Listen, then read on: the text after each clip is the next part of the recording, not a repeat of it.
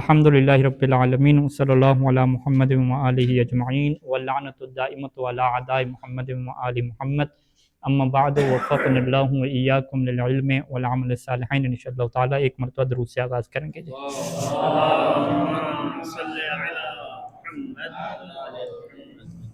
یہاں پہ ہماری گفتگو جو ہے وہ الطہارۃ من الخبث میں ہوگی. تو ہم نے کہا کہ طہارت کی ہمارے پاس دو قسمیں ہیں. ایک طہارت من الحدث ہے کہ جس میں جو بحث ہوتی ہے اس معنوی نجاست کے متعلق کہ جس کا اٹھ جانا وضو یا غسل کے اوپر موقوف ہوتا ہے، اور وضو اور غسل کے بدلے میں کیا ہوتا ہے؟ تیمم ہوتا ہے. تو اس کے دروس گزشتہ ہو چکے وضو، غسل اور تیمم کے متعلق. تو ابھی ہمارے جو دروس ہوں گے وہ طہارت من الخبث کے اوپر ہوں گے. خبث اور حدث میں کیا فرق ہے جی؟ خبث کو ہم کیا کہتے ہیں؟ ظاہری نجاست، اور حدث کو ہم کیا کہتے ہیں؟ باطنی نجاست. تو جو ظاہری نجاست ہے اس کے متعلق جو روایات اہل بیت علیہ السلام میں بہت ساری چیزوں کو کہا گیا کہ یہ چیز نجس ہے یا اس کا دھونا ضروری ہے، تو وہ فقہا نے چیزیں جمع کی. تو وہ ٹوٹل ہمارے پاس جو ہے وہ 10 جو ہے وہ نجاستیں مشہور فقہا کے مطابق کیا ثابت ہوئیں کہ 10 چیزیں ایسی ہیں کہ جو نجس کہلاتی ہیں، یعنی خبث اسے کہا جاتا ہے، اور اس کے ساتھ جو ہے وہ نماز نہیں ہوتی، اور اسی طریقے سے اس کے کھانے پینے کی بھی اجازت نہیں ہے. تو لہٰذا ان 10 نجاسات کا تعارف ہوگا، اور پھر اس کے بعد کیا بحث ہوگی؟ مطہرات کی بحث ہوگی کہ ان نجس چیزوں کو پاک کرنے کا کیا طریقہ ہوگا اگر کوئی چیز ان کی وجہ سے نجس ہو جاتی ہے. تو یہاں پہ ہمارے سامنے جو ہے وہ دو فقہ میں اصطلاحیں آئیں گی. ایک جو ہے وہ نجس کی اصطلاح ہے، اور ایک کیا ہے؟ متنجس کی ہے. تو نجس سے کیا مراد ہے؟ یہی جسے ہم عین نجاست کہتے ہیں کہ جس کی جو خلقت ہی کیا ہوئی ہے؟ نجس ہوئی ہے. ٹھیک ہے، اور نجس چیز کو پاک جو ہے وہ نہیں کیا جا سکتا. ٹھیک ہے، سوائے وہ کافر کی ایک مثال آئے گی کہ وہ اسلام کے ذریعے سے پاک ہو جاتا ہے. باقی جو نجاسات ہمارے سامنے آئیں گی ان کو پاک نہیں کیا جا سکتا. متنجس کیسے کہتے ہیں؟ متنجس یہ ہے کہ وہ اصل میں پاک چیز ہے، لیکن وہ ان 10 نجاسات میں سے کسی ایک کے ساتھ ٹچ ہونے کی وجہ سے، مخلوط ہو جانے کی وجہ سے، مل جانے کی وجہ سے وہ چیز کیا ہوگی؟ ہے نجس ہو گئی ہے. تو عام طور پہ عمومی کہا جاتا ہے کہ چیز نجس ہو گئی، لیکن اس کی جو دقیق اصطلاح فقہی بنے گی کہ چیز متنجس ہو گئی. ٹھیک ہے، ورنہ چیز نجس ہوتی نہیں ہے.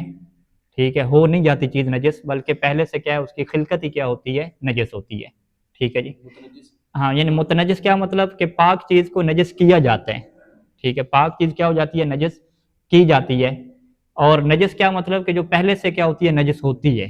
یعنی جو اللہ تعالیٰ نے اسے بنائی ہے وہ کیا ہے؟ وہ چیز کیا نجس ہے. جیسے پیشاب پاخانہ، کتا اور سور وغیرہ کی کیا مثالیں ہیں. ٹھیک ہے. اچھا، اس کے بعد جب آیان نجاست میں چلتے ہیں تو سب سے پہلے جس چیز کا ذکر ہوتا ہے دو چیزوں کا، البول والغائط. ٹھیک ہے، ہاں یہ جو ہے وہ منہاج الصالحین کے اندر جو ہے یہ عنوان ہے، اور مسئلہ نمبر 390 سے پہلے والا مسئلہ ہے. ٹھیک ہے، یہ ہمارے پاس جو نسخہ جدید ہے اس کا صفحہ نمبر 155 ہے، اور 155 صفحہ نمبر میں جب یہ بحث شروع ہوتی ہے اس میں سب سے پہلے البول والغائط کی کیا ہوتی ہے؟ بحث ہوتی ہے. بول غائط کا کیا مطلب ہے؟ پیشاب اور پاخانہ. ٹھیک ہے، تو اس میں کیا قانون ہے ہمارے پاس؟ فقہی قانون کیا ہے کہ کس جانور کا، کس جاندار کا پیشاب اور پاخانہ نجس شمار ہوگا. تو یہاں پہ ہمارے پاس قانون کیا ہے کہ کل حیوان لہو نفس سائلۃ محرم الاکل.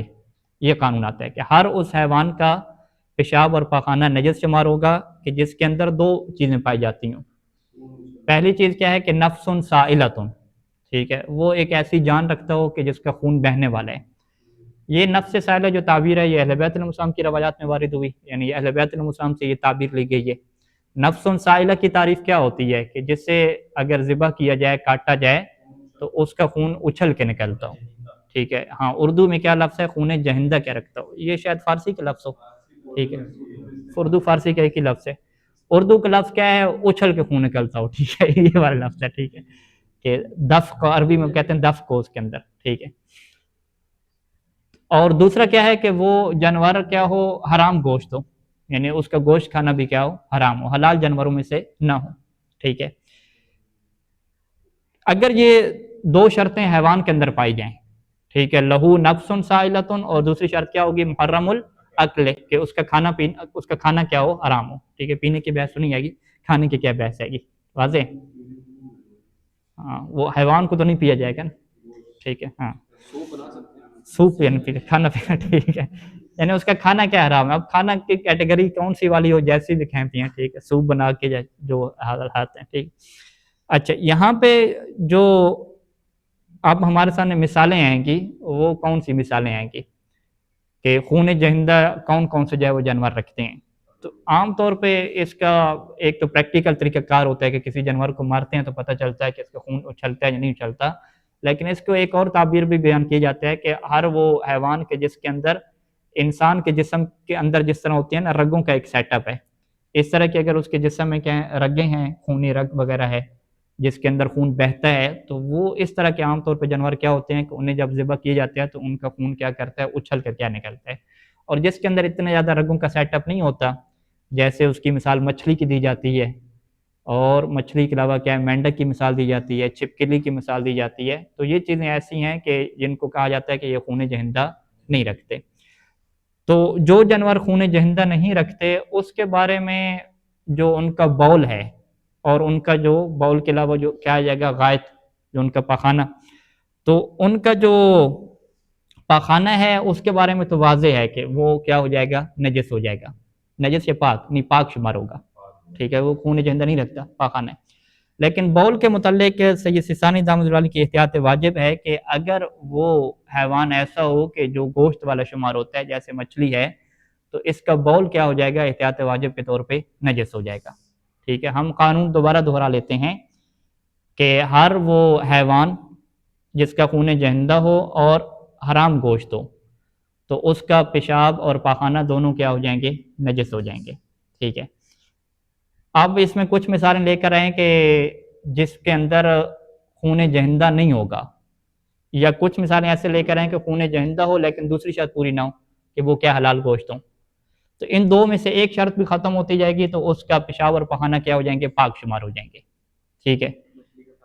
اب یہ جو مچھلی ہے، مچھلی دو کیٹیگری کی ہے، ٹھیک ہے، ایک جو ہے وہ حلال گوشت والی ہے، ایک کیا ہے جی، حرام گوشت والی ہے۔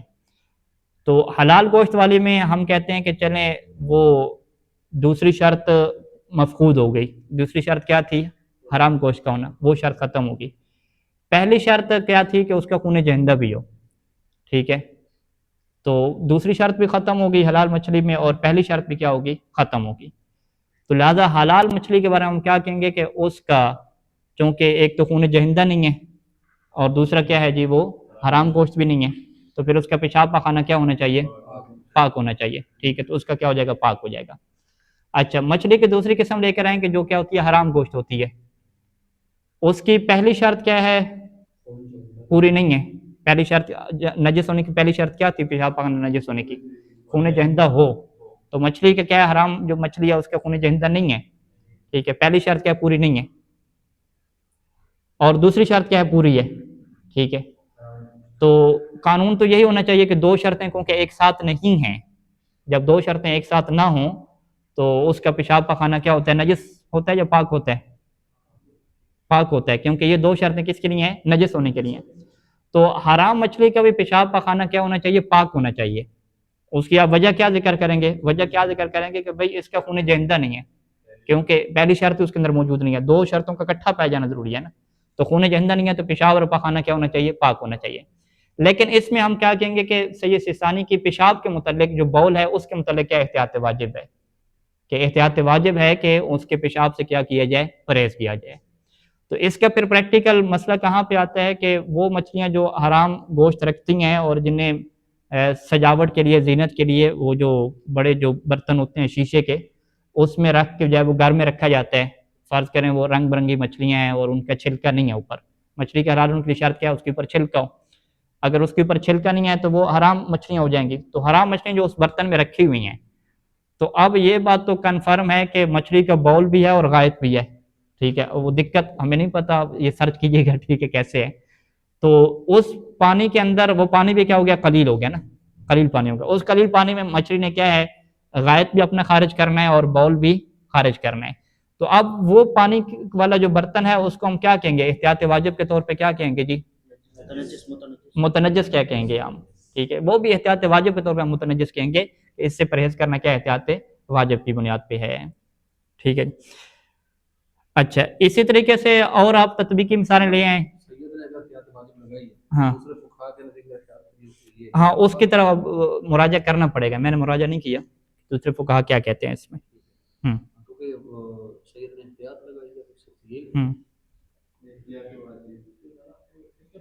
قانون تو وہی تھا نا ہمارے پاس، جو زندہ والا اور یہ حرام گوشت والا، تو ہونا تو حرام، جو جس کا گوشت حرام تھا ہونا تو اس کا ہی پاک نہیں،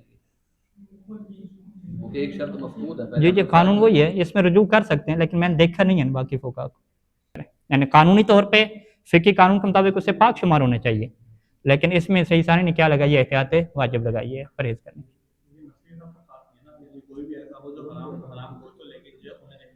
جی سارے ہیں اس میں، ہاں اس میں مچھلی کی مثال بھی آ جائے گی، مینڈے کی مثال بھی آ جائے گی، کچھوا شاید کہتے ہیں اسی میں، سانپ اور بچھو اسی میں آ جاتے ہیں، ٹھیک ہے جی، اس میں کوئی جندہ نہیں ہے، ٹھیک ہے۔ ہاں چلے پاخانہ تو پاک ہو گیا نا، مچھلی کا پاخانہ کیا ہو گیا، پاک ہو گیا نا، اس سے پرفیوم وغیرہ بن رہا ہے تو وہ ٹھیک ہے، وہ نظام چلے گا، مشکل نہیں ہے۔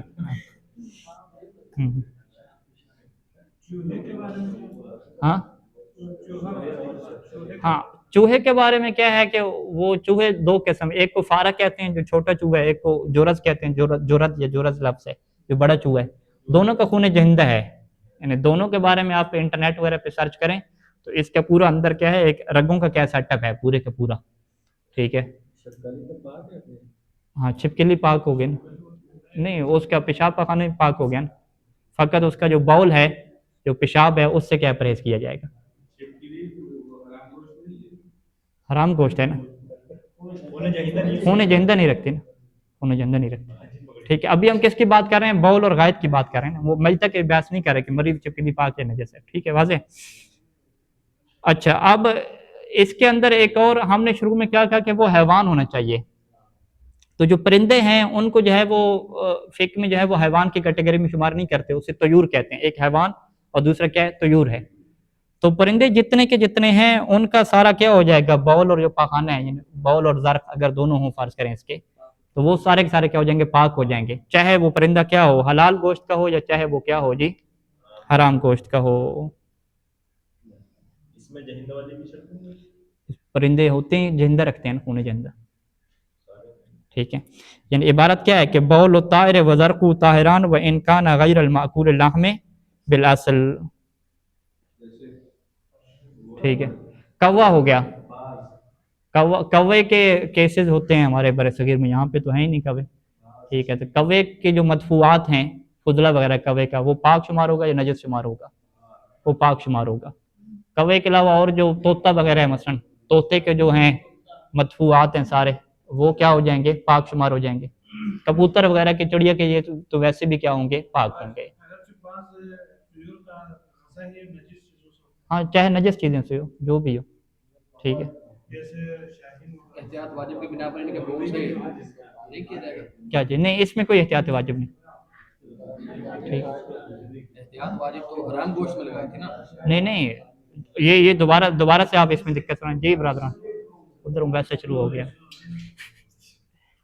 توجہ فرمائے ادھر، قاعدہ قانون ہمارے پاس کیا آیا، کل حیوان لہو نفس سائلۃ محرم الاکل، حیوان کی دو شرطیں آ گئی نا، تو ہم نے کیا کہا کہ فقہ میں جب حیوان استعمال ہوتا ہے تو اس کے اندر پرندے شمار نہیں ہوتے، تو آپ کیا کہیں گے کہ ابھی پرندوں کے بارے میں آپ کیوں کہہ رہے ہیں کہ اس کا باول اور اس کا جو زرق ہے، ٹھیک ہے، وہ کیوں پاک ہے، ہم کہیں گے کہ یہ تو حیوان ہی نہیں ہے نا، یہ تو اصلا موضوع سے کیا ہو گیا، خارج ہو گیا، ٹھیک ہے، تو لہٰذا پرندے کے بارے میں کیا موقف آ جائے گا کہ اس کی جو بھی مدفوعات ہیں وہ کیا رہیں گی، پاک رہیں گی، واضح مسئلہ، چاہے یہ پرندہ کیا ہے، حرام گوشت ہو چاہے یہ کیا ہو، حلال گوشت ہو، کیونکہ وہ حیوان نہیں ہے، کہ ہم حیوانوں کے گوشت اور پیشاب پاخانے کو نجس کہا گیا، ٹھیک ہے، ہاں موضوع کے بعد حکم کیا منتفی ہو جائے گا، ٹھیک ہو گیا۔ اچھا اب بتائیں یہ بکرے اور بکری کا جو پیشاب اور پاخانہ ہے یہ نجس ہوگا یا پاک ہوگا، کیوں پاک ہوگا، ہاں کیونکہ خون جہندہ تو رکھتا ہے، ایک شرط موجود ہے لیکن دوسری شرط کیا موجود نہیں ہے، ٹھیک ہے، لال جاتا ہے۔ اچھا انسان کا بتائیں، پیشاب پخانہ نجس ہوگا یا پاک ہوگا؟ نجس ہوگا، کیوں جی؟ خون جہندا بھی ہے اور کیا ہے، حرام گوشت بھی ہے، حرام گوشت ہے۔ اب یہاں سے یہ ہاں بعض کے نزدیک کیا ہے؟ انسان کا گوشت، بکری کا گوشت، بکری کا گوشت حرام ہے؟ اچھا اچھا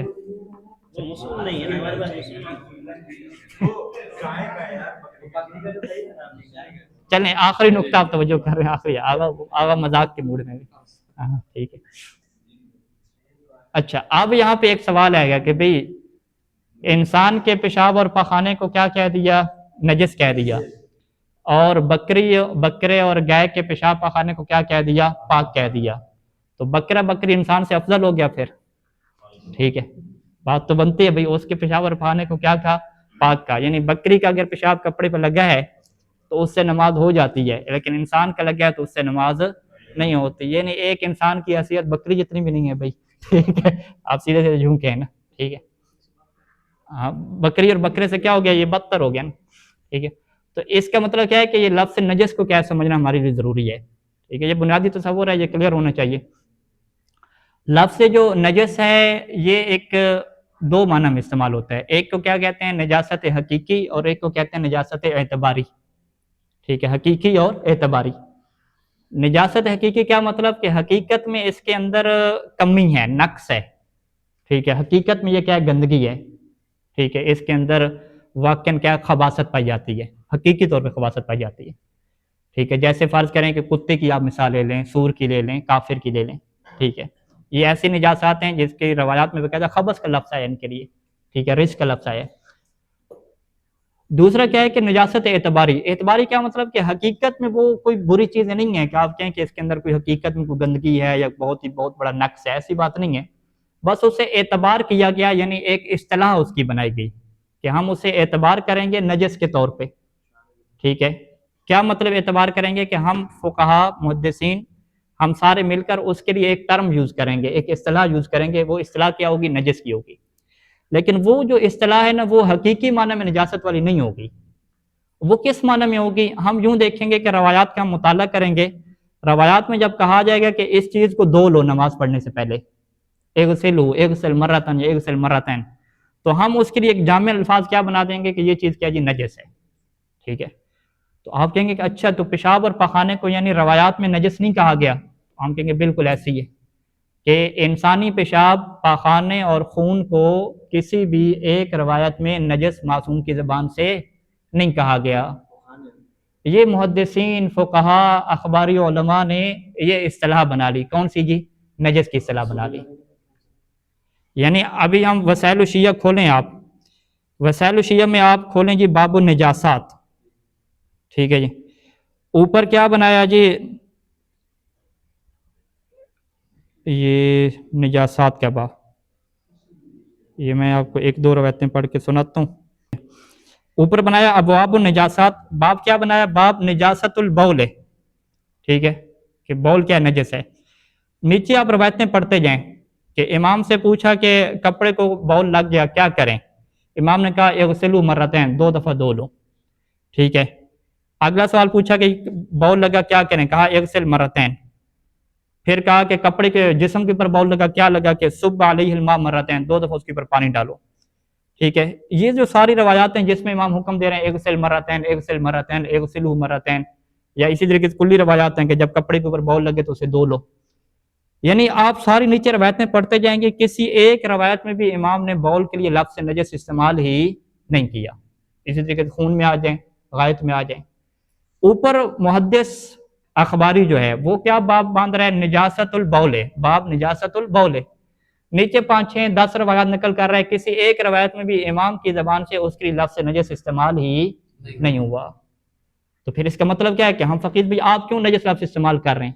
وہ کہتے ہیں یہ ہماری اصطلاح ہے، ایک ٹرم ہے، ٹھیک ہے، نجاست اعتباری، ہم اس کو اعتبار کر رہے ہیں نجس کے طور پہ، کہ جس چیز کو نماز کے لیے دھونا واجب ہو جائے 1 دفعہ یا 2 دفعہ، ہم اس کے لیے نام کیا بنا رہے ہیں؟ نجس کا نام بنا رہے ہیں۔ ہم کیا اچھا اس کا مطلب ہے کہ فقط نام کا چکر ہے، تو ہم تو ٹینشن میں آ گئے تھے کہ بکرا بکری ہم سے افضل ہو رہے ہیں، ٹھیک ہے، کیونکہ ان کے پیشاب کے لیے امام نے کیا فرمایا کہ دھونا ضروری نہیں ہے. وہ روایات ہیں کہ بھیڑ بکری کا پیشاب لگا تو اس نے امام سے پوچھا کیا کریں، کہ اللہ بات کوئی حرج نہیں ہے، ایسی اس کے ساتھ کیا نماز پڑھ لو. جبکہ انسانی بول کے متعلق پوچھا تو کہا کہ اس کو دھونا ہے، وہ بھی کیا 2 دفعہ دھونا ہے، 1 دفعہ بھی نہیں، 2 دفعہ کیا دھونا ہے، اغسل مرتين. ٹھیک ہے، تو اس کا مطلب کیا ہو گیا، یہ شریعت کا حکم ہے. شریعت کا حکم ہوتا ہے کہ بھی فلاں چیز آپ کے جسم پہ لگ جائے تو اسے 1 دفعہ دھو لو، فلاں چیز لگ جائے 2 دفعہ دھو لو، فلاں چیز لگ جائے اسے دھونے کی ضرورت نہیں ہے. تو یہ شریعت کے احکام ہے کہ کس چیز کو دھونا اور کس چیز کو نہیں دھونا. اس کا یہ مطلب نہیں ہے کہ جس چیز کو دھویا جا رہا ہے اس کے اندر کوئی خاص قسم کی کوئی گندگی ہے اور بہت ہی کوئی اس کے اندر نقص ٹائپ کی چیز ہے، یہ والا قیاس ہم نہیں کر سکتے. یعنی اب منی کا کیا حکم ہے کہ منی جب جسم کے اوپر لگے تو اس کو کتنی دفعہ دھونا ہے، 1 دفعہ دھونا ہے، قلیل پانی سے دھونا 1 دفعہ دھونا ہے، 2 دفعہ دھونے کی ضرورت ہی نہیں ہے. ٹھیک ہے، ابو حنیفہ سے امام صادق صاحب نے یہ پوچھا کہ تم بتاؤ کہ پیشاب کی نجاست زیادہ ہے، وہاں پہ بھی لفظ نجاست نہیں ہے. ٹھیک ہے، قذر ہے، قذر کے لفظ ہیں. ہاں جی وہاں پہ لفظ نجاست یوز نہیں کیا. ٹھیک ہے، وہ میں روایت آپ کے سامنے پڑھ دیتا ہوں. ٹھیک ہے، کہ یہ قذر کا لفظ ہے، قذر کا. ٹھیک ہے، قذر کسے کہتے ہیں، جس کو انسان کراہت کرتا ہے، جس سے اس کا لغت میں معنی کیا ہے، گندا ہونا. ٹھیک ہے، بہرحال یہ روایت بعد میں آپ کو نکال کے میں دیتا ہوں. تو امام نے پوچھا کہ قذر گندگی کے اعتبار سے تم دیکھو کس کی گندگی زیادہ ہے. ٹھیک ہے، اس نے کہا کہ پیشاب کی زیادہ ہے نا، اس کو 2 دفعہ جو دھویا جاتا ہے. ٹھیک ہے، اور منی کی گندگی زیادہ نہیں ہے. ٹھیک، اس نے کہا کہ اگر تم اسی قذر کو فوکس کر رہے ہو کہ کس کو جو ہے وہ دھونا زیادہ ہے، وہ گندا زیادہ ہے، تو پھر تو پیشاب نکلنے کے اوپر غسل واجب ہونا چاہیے. ٹھیک ہے، منی کو 1 دفعہ دھونا ہے، اس کے اوپر غسل ہی نہیں ہونا چاہیے. جبکہ ادھر غسل رکھا ہے تو جس کے دھونے پہ غسل واجب ہو اس کو آپ زیادہ شمار کریں نا، پھر اگر یہی کیا معیار ہو.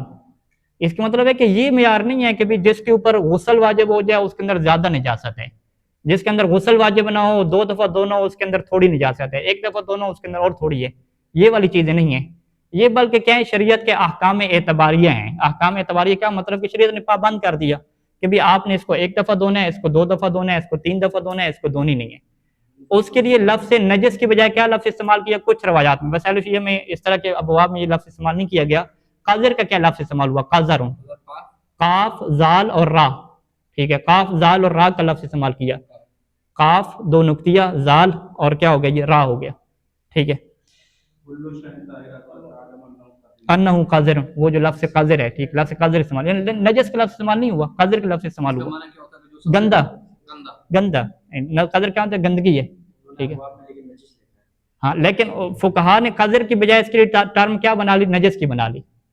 ٹھیک ہے، تو خلاصہ کلام کہنا کہ کیا ہے کہ اگر کوئی آپ کو یہ بندہ کہے کہ بھئی کیا پیشاب اور پاخانہ روایات معصومین علیہ السلام کے مطابق نجس ہیں، لفظ نجس بولے، تو آپ کیا کہہ دیں کہ نجس نہیں ہے. ٹھیک ہے، وہ کیا ہے، قذر ہے، گندا ہے، وہ تو معصوم نہ بھی کہیں تو ہر کسی کو پتہ ہے بھی پیشاب گندی چیز ہے، کوئی گندگی تو ہے بھی، گندگی تو اسے شمار کرتے ہیں بھی. ٹھیک ہے، واضح. تو وہ اسے گندگی کہا جائے گا، لفظ نجس اس کے نہیں بولا جائے گا. تو پھر آپ کہیں گے یہ کیا بات کر رہے ہیں، سارے فقہا اور توضیح المسائل میں نجس لکھا جاتا ہے، اخباری میں نجس لکھا. ہم کہتے ہیں یہ ایک نجاست اعتباری ہے، یہ کیا ایک ٹرم ہے، ایک اصطلاح ہے، کوئی حقیقی چیز نہیں ہے. پس جب یہ حقیقی طور پہ نجس نہیں ہے تو اس کا مطلب کیا ہے کہ اس کی وجہ سے انسان کا رتبہ بکرے اور بکری سے نیچے نہیں چلا جاتا. انسان کو یہ نہیں کہا جائے کہ بکرے بکری سے نیچے ہو گیا اور بکرا اس سے کیا ہو گیا، افضل ہو گیا. ایک اعتباری چیز ہے، وگرنہ آپ کیا کہیں گے بھی انسانی گوشت جو ہے وہ حرام ہے، حرام یہ جو ہے وہ حرام ہو، آپ حرام ہونا، حرام کیا مطلب ہے، آپ کو گوشت کھانا حرام ہے. دیکھو جی بکرا آپ سے افضل ہو گیا، وہ تو حلال گوشت ہے. آپ کیا کہیں بھی حرام گوشت کہنے کے یہ مطلب نہیں ہے کہ میں کوئی بکرے سے بدتر ہو گیا ہوں. ٹھیک ہے، یہ شریعت کا حکم ہے بھی انسانوں کے گوشت کو نہیں کھانا. ٹھیک ہے، مصلحت ہے، ایک حکم ہے، اعتبار کیا شریعت نے. یہ نہیں ہے کہ ہمارے گوشت کے اندر کوئی زہریلی چیز موجود ہے اور یہ اس طرح کی خطرناک ہے، یہ پست ہے، ہمارا جو جس چیز سے بنا انتہائی اس کے اندر گھٹیا چیز ہے، وہ بھی نطفہ سے باندھ رہے ہیں، ان کا بھی نفاذ کا سسٹم ہے، سارا نظام ہے، ادھر بھی کیا یہ نظام چل رہا ہے. ٹھیک ہے، تو اس کا مطلب ہے کہ انسانی گوشت کا حرام ہونا، انسانی پیشاب کا نجس ہونا، خون کا نجس ہونا، یہ شریعت کے احکام ہیں بھائی. ہاں، حیوانوں کے چیزوں کے اوپر یہ احکام لاگو نہیں ہوتے، ان کے لیے الگ احکام ہے. تو شریعت کے حکم کے مختلف ہونے سے فضیلت کا معیار نہیں بنتا. ٹھیک ہے، حیوانوں کے لیے اور حکم ہے، حیوانوں کے گوشت کے لیے اور حکم ہے، انسانوں کے گوشت کے لیے پیشاب کے لیے اور حکم ہے. جب حکم الگ الگ ہیں تو پھر آپ انسانی گوشت اور پیشاب اور پاخانے کو اور خون کو لے کے آپ تقابل کرنا شروع کر دیں کہ یہ جی افضل ہے اور یہ افضل نہیں ہے. یہ اصلا تقابل بنتا ہی نہیں ہے، کیونکہ یہ احکام کیا ہوتے ہیں، احکام اعتباریہ سے کہتے ہیں، قانونی چیزیں کہتے ہیں کہ قانونی طور پہ یہاں پہ پابند کیا جا رہا ہے اور قانونی طور پہ وہاں پہ پابند نہیں کیا جا رہا۔ جب یہ چیز آپ کے لیے واضح ہو جائے گی پھر اس سوال کا جواب واضح ہو جائے گا کہ بھی شریعت کے احکام معصوم کے لیے بھی ہوتے ہیں اور غیر معصوم کے لیے بھی ہوتے ہیں۔ معصوم بھی اپنے کیا ہے مدفوعات کو دھوتے تھے، وہ بھی ایسے نہیں ہے جیسے کچھ ملنگوں کے یہاں تصور ہے کہ معصوم دھوتے نہیں تھے، الاجاز باللہ من ذالک، جیسے ان کے ملنگ جو ہے وہ گندے رہتے ہیں، ٹھیک ہے، وہ کچھ بھی نہیں کرتے، گندے رہتے ہیں، پیشاب خارج ہو رہا ہو، پخانہ ہو رہا ہو، خون لگ رہا ہو، کچھ بھی نہیں دھوتے، ٹھیک ہے۔ تو اہل بیت کی نسبت سے یہ تصور ہمارے یہاں بھی نہیں ہے۔ جس طرح ہمیں دھونے کا حکم ہے، اہل بیت اگلے کو حکم دے رہے ہیں کہ اغسل مرتین، اغسلوا مرتین، تو اہل بیت خود بھی دھوئیں گے۔ اگر آپ کہیں گے اچھا پھر اس کا مطلب نجس کہہ رہے ہیں، ہم کہتے ہیں نجس تو ہم آپ کے خون کو بھی نہیں کہہ رہے بھائی، اہل بیت کے خون کو کہاں کہنے کی بات ہے، ہم تو کسی انسان کے خون کو بھی نجس نہیں کہہ رہے، تو اہل بیت کے خون کو نجس کہنے کی کیا بات ہے؟ نہیں آپ تو کہتے ہیں نجس، ہم کہتے ہیں وہ بھی فقہی اصطلاح ہے، ایک فقہی ٹرم ہے، کس معنی میں وہ ٹرم بولی جاتی ہے کہ ہر وہ چیز جس کو دھونا ضروری ہو اس کی لفظ سے نجس بولا جاتا ہے، وگرنہ کسی ایک روایت میں بھی معصوم نے نہ خون کو نجس کہا ہے، نہ پیشاب کو نجس کہا ہے، نہ ہی کس کو نجس کہا ہے، پخانے کو نجس کہا ہے۔ واضح ہو گیا؟ ٹھیک ہے، یہ بات پہلی دفعہ کہ آپ نے سنی ہوگی یا پہلے سنتے آئے ہیں؟ ٹھیک ہے، پہلی دفعہ سنتے ہیں۔ ہاں یہ ہمارے کلاس والے تو ان سے پوچھا کہ قبلہ صاحب یہ پیشاب جو ہے وہ نجس ہے معصوم کا پخانہ وغیرہ؟ میں نے کہا آپ کا بھی نجس نہیں ہے بھائی۔ ان کا یہ کیا بات کر رہے ہیں؟ میں نے کہا کوئی ایک روایت معصوم کے لے کر ہو جس میں انسان کے پیشاب اور پخانہ کو نجس کہا ہو۔ ہم تو درس خارج پڑھتے رہے نجاسات کے اوپر، خون کے اوپر ایک روایت بھی نہیں ملی بھی نجس ہونے کی، کون سی روایت ہے، کہاں سے ثابت ہوگا؟ فقہا بڑے اس میں جو ہے وہ کئی کے مہینے لگ جاتے ہیں خون کی نجاست کو ثابت کرنے کے لیے، ٹھیک ہے، روایت تو نہیں ہے، دیگر کلی قوانین ہیں ان سے کیا چیزوں کو ثابت کیا جاتا ہے کہ دھونا ہے نہیں دھونا، ٹھیک ہے، واضح ہے انشاءاللہ۔ تو بس وہ تو حیران ہو گیا یہ قبلہ صاحب کیسی بات کر رہے ہیں، کہ ایسی بات ہے نا بھائی، اگر آپ روایات کی طرف آتے ہیں، روایات کی ٹرم چاہیے تو آپ کے خون اور پیشاب کو بھی نجس نہیں کہا گیا، پھر حکم کیا ہے؟ دھونے کا حکم ہے۔ اب آپ کہیں کہ کیا اہل بیت کے دھونے کا حکم نہیں ہے؟ اہل بیت نہیں دھوتے، اگر آپ کہتے ہیں اہل بیت نہیں دھوتے تو یہ پھر توہین اہل بیت ہے، ٹھیک ہے، اہل بیت کی کچھ دھوتی نہیں ہے، ان کے جسم سے کچھ نکلتا رہے تو انتہائی یعنی قذر شمار ہوتی ہے نا، اس کے اندر یہ چیزیں گندگی شمار ہوتی ہیں، جب گندگی شمار ہوتی ہیں تو اہل بیت بھی جیسے وہ حکم دے رہے ہیں دھونے کا تو وہ خود بھی دھوئیں گے، وہ تو طہارت کو پسند کرتے ہیں، دھونے کو پسند کرتے ہیں، وہ تو اس کا زیادہ خیال کیا رکھیں گے۔ تو لہٰذا کیا یہاں سے یہ سارے مسائل کیا حل ہو جاتے ہیں، اور یہ سارے پرابلم کہاں سے کھڑے ہوئے؟ لفظ نجس کو نہ سمجھنے کی وجہ سے، کہ لفظ نجس کو حقیقی نجاست کے معنی میں لیا گیا تو یہ سارے کے سارے کیا مسائل جنم لے گئے۔ وصلی اللہ علی محمد وآلہ اجمعین۔